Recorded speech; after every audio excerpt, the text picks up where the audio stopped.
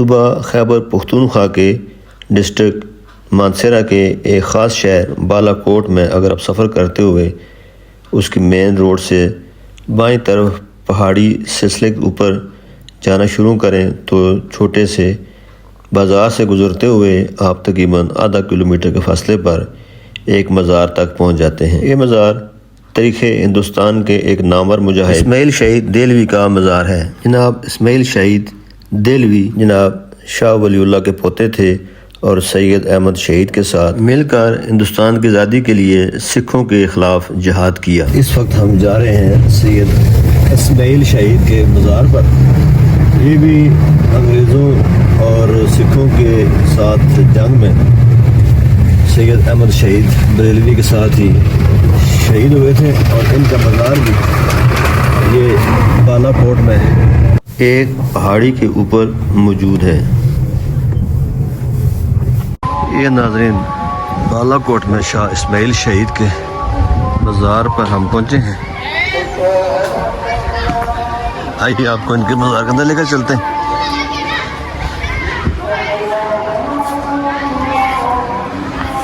یہ مزار ہے شاہ اسماعیل شہید دہلوی کا، بالا کوٹ کے اونچائی پر واقع ہے۔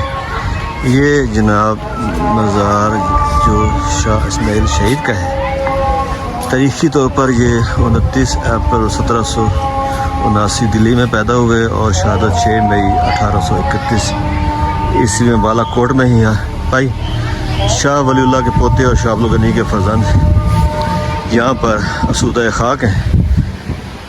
سکھوں کے ظلم و بربریت اور پنجہ استبداد سے خطہ پاک کو چھڑانے کے لیے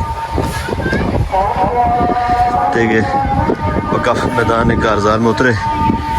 انہوں نے اپنے ساتھی شاہ سید احمد شہید کے ساتھ ڈٹ کر مقابلہ کیا اور اسی بالا کوٹ کے مقام پر شہادت کا اعلیٰ مقام پایا۔ یہ ان کا ایک ماربل کی تختی ہے جن کا ان کا سارا احوال درج ہے، اور یہ ان کا قبر مبارک ہے جناب حضرت شاہ محمد اسماعیل شہید رحمۃ اللہ علیہ۔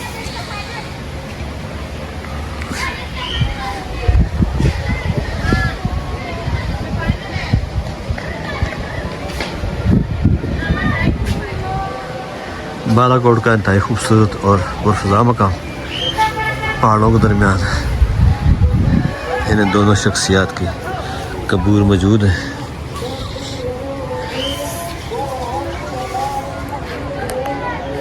یہ خواتین حضرات حضرت شاہ اسماعیل شہید رحمۃ اللہ علیہ قبر ہے۔ یہ بھی حضرت سید احمد شہید کے ساتھ سکھوں کے ساتھ جہاد میں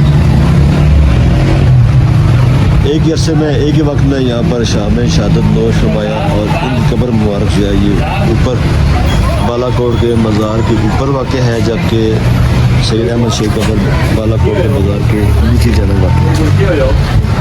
تو یہ تاریخ کی بہت ہی ایسی شخصیات تھیں جنہوں نے اپنے ہندوستان کے لوگوں پر انمٹ نقوش چھوڑے ہیں اور ان کو جذبہ آزادی اور جذبہ جہاد کی ترغیب دی۔ امید ہے ناظرین آپ کو میری یہ ویڈیو ضرور پسند آئے گی۔ برائے کرم لائک اور شیئر کر دیں اور میرے چینل کو سبسکرائب کر دیں۔